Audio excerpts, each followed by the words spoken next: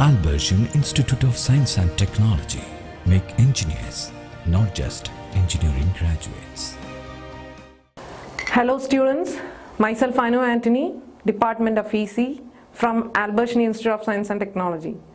In this video, I will be discussing the topic sampling from the subject signals and systems.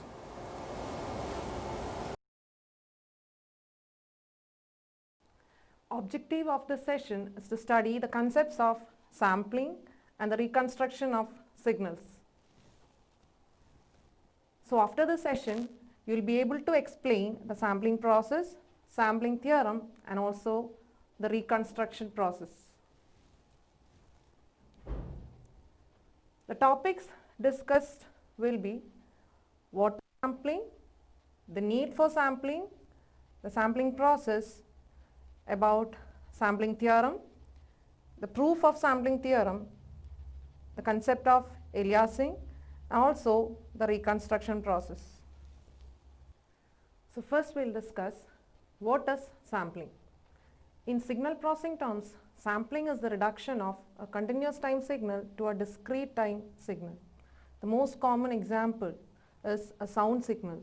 It is continuous in time. It can be converted a sequence of samples or digits to represent it as a discrete time signal. So the sampling can be defined as the process of converting continuous time signal into a discrete time signal.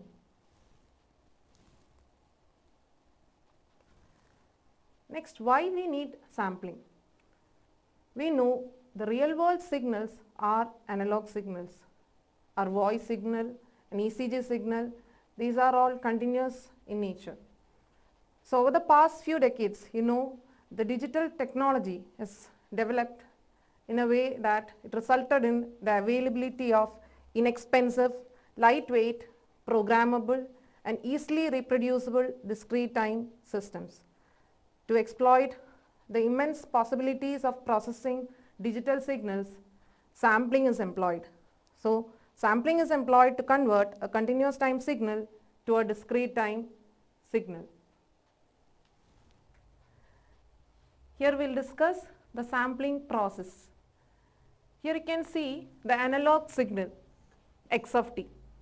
So here the whole analog signal can be replaced by its amplitudes at regular intervals of time known as sampling interval or Ts. That is, here you can see at 0 the amplitude of analog signal is taken here. Similarly at Ts, the amplitude at Ts is taken here. Similarly at regular sampling intervals, the analog signal amplitudes is taken. So this is what sampling.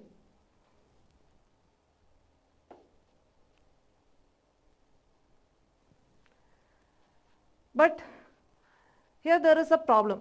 That is, here you can see three different signals, x1 of t, x2 of t, and x3 of t.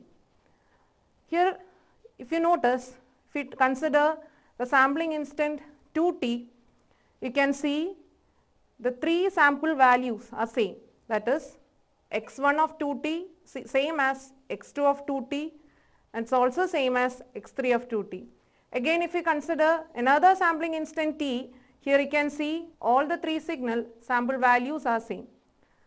That means to uniquely represent a continuous time signal by a sequence of samples, additional conditions are required. We will see what are those.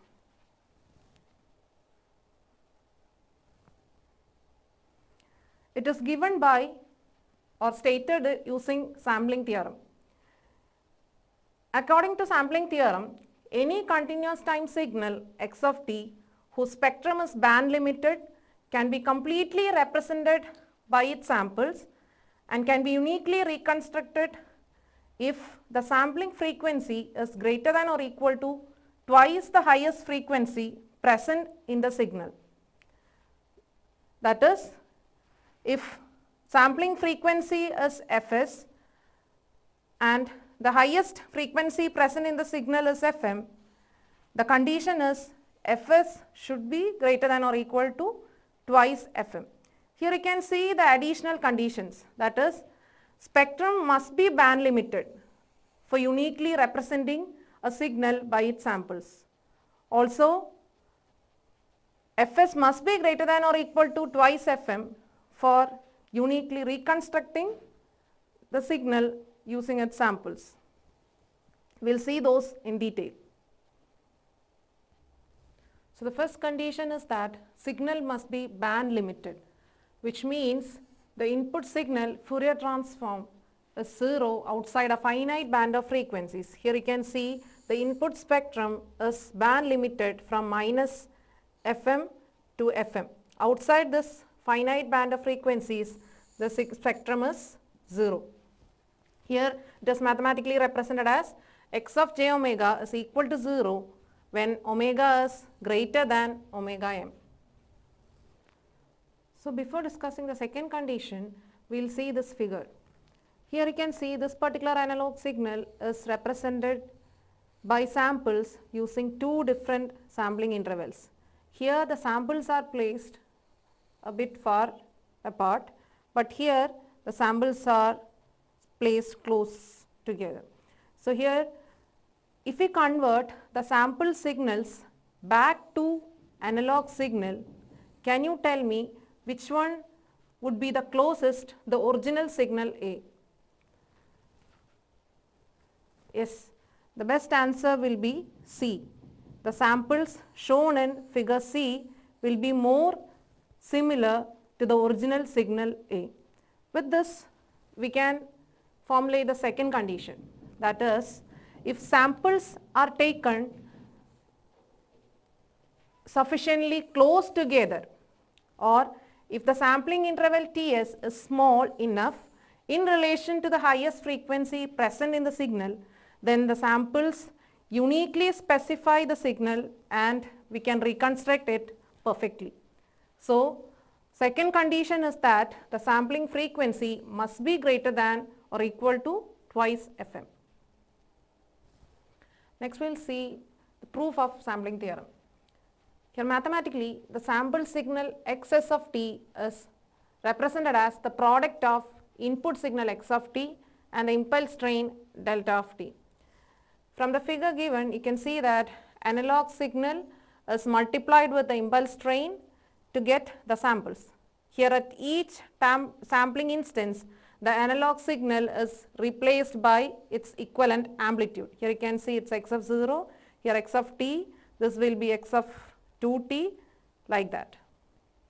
So you will get equivalent amplitudes at regular sampling intervals. Here t is the sampling time period, Fs is the sampling frequency, where Fs is given by 1 by t. So here the impulse train is represented as infinite summation of shifted impulses. From the figure you can see that this one is impulse delta of t, that is an impulse at time t equal to 0. Here it is shifted by an amount t, that means impulse is shifted by an amount of t.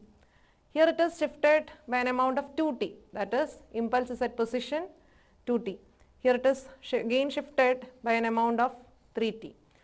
And if you sum all these together, that is del of t plus delta of t minus t plus delta of t minus 2t plus delta of t minus 3t, etc., will give you the impulse train.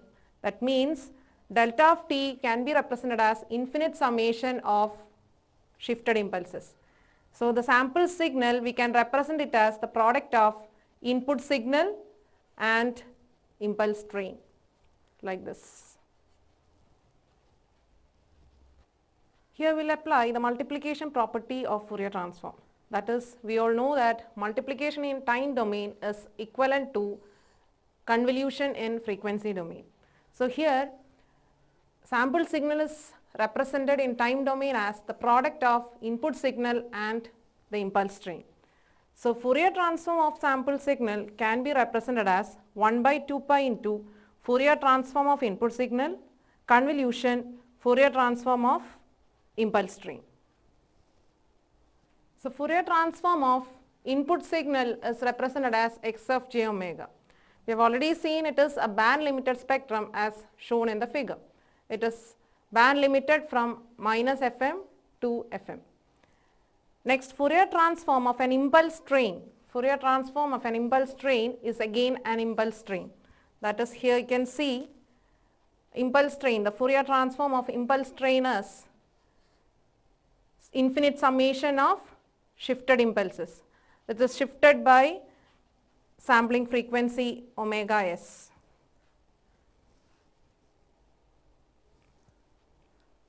So, using multiplication property, you can write the sample signal spectrum as 1 by 2 pi into Fourier transform of x of t, that is x of j omega, Fourier transform of impulse train, that is 2 pi by t into infinite summation of shifted impulses. Again, convolution with an impulse simply shifts a signal, that is x of j omega convolution delta of omega minus omega 0 can be written as shifted signal spectrum, that is x of j into omega minus omega naught. So, by applying this property in this particular equation, you will get xs of j omega as 1 by 2 pi into 2 pi by t. Here this convolution can be replaced as x of j into omega minus n omega s. So, the resultant signal will be infinite summation of shifted spectrum weighted by 1 by t. So, here in this figure the spectrum of sample signal is drawn. From the equation we already know it is represented as infinite summation of shifted original spectrums weighted by 1 by t. So, here you can see the original spectrum centered at 0 from minus omega m to omega m. Here this is the original spectrum shifted by an amount omega s. So, here you can see this will be omega s minus omega m. Here this will be omega s plus omega m. So, next we will discuss the concept of aliasing. Here you can see the sample spectrum, that is infinite summation of shifted spectrums weighted by an amount 1 by t. Here this is omega minus omega m and this point is omega m. If omega m is greater than omega s minus omega m, then the shifted replicas will overlap like this. Here you can see omega m is at this point and omega s minus omega m is at this point. So, here signal overlap happens. This will result in a distortion known as aliasing. So, if aliasing happens, the original spectrum cannot be recovered from the sampled spectrum. So, to avoid aliasing, always this omega s minus omega m must be greater than omega m, that is omega s must be greater than twice omega m, or we can say the sampling frequency must be greater than or equal to twice the highest frequency present in the input signal. This minimum condition or the sampling frequency equals twice omega m is referred to as Nyquist rate. Next is reconstruction of the signal. So, here the spectrum of sample signal is represented here. If a low pass filter is used such that cutoff frequency omega c is between omega m and omega s minus omega m and the gain is t, then the product of sample spectrum and the low pass filter spectrum, you will get the original spectrum back like this. This is xr of j omega, which is known as reconstructed spectrum. This can happen only if the cutoff frequency is between omega m and omega s minus omega m, and also there is no overlap between the shifted replicas of input spectrum. So x of j omega can be recovered exactly from xs of j omega by using a low pass filter with gain T and cutoff frequency greater than omega m and less than omega s minus omega m. By taking the inverse Fourier transform of this, we can get our original signal back.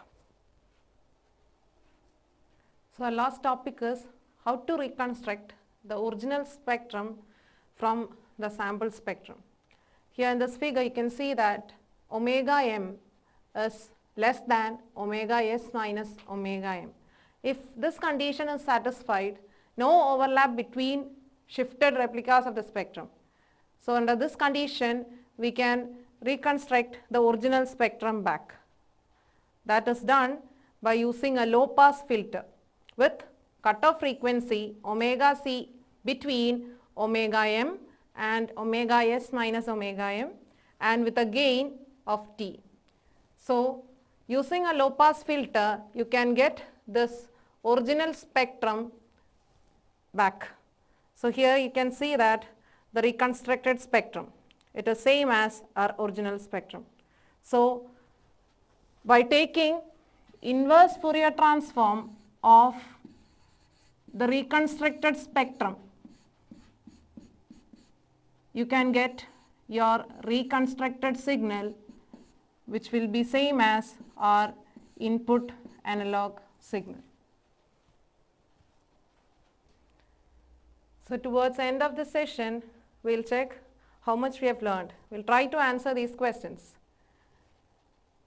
I hope you know what is sampling, to state sampling theorem. Also, I hope you know what is the minimum sampling rate required that would not lose any critical information of the original signal. Also the Nyquist rate and a condition to avoid aliasing distortion and the parameters of reconstruction low pass filter. We will see the answers. So sampling is defined as the process of converting continuous time signal into a discrete time signal. And the sampling theorem is stated as any continuous time signal x of t whose spectrum is band limited can be completely represented by its samples and can be uniquely reconstructed if the sampling frequency is greater than or equal to twice the highest frequency present in the input signal. That is, Fs must be greater than or equal to twice Fm. Again, the minimum sampling rate that would not lose any critical information of the original signal is given by Nyquist sampling rate. And the Nyquist rate is given by omega s equals twice omega m. Next, the aliasing distortion occurs when the sampling frequency is less. That is, the overlap happens between the spectrums. And the parameters for reconstruction low pass filter is gain is T and the cutoff frequency must be between omega m and omega s minus omega m.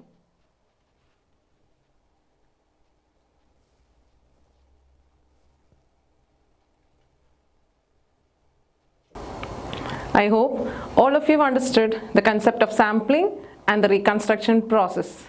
Thanks for watching.